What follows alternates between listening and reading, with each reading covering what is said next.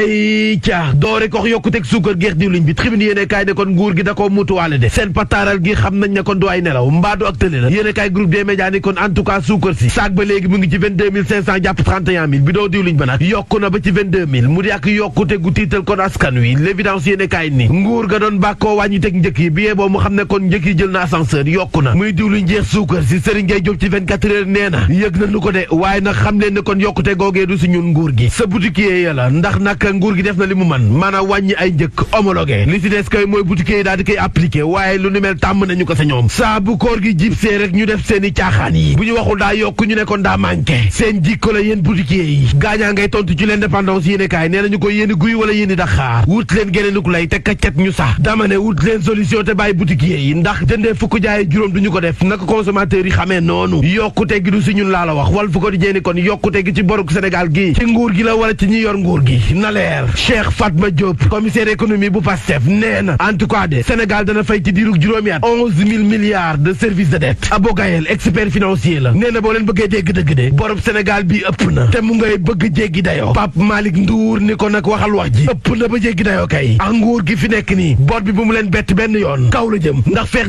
2029 manees nañu xaar mu toll ci 23 000 milliards Birahim Seck ci l'indépendant yéen kay nee na coowal koppar gi ci réew mi ci koppar bi la wala ci ñi yor koppar ba 108 millions yi ñu wax ne kon dañu ko séddale ñi ñuy woowee ay ex-détenus loolee la ñu bëgg mu leer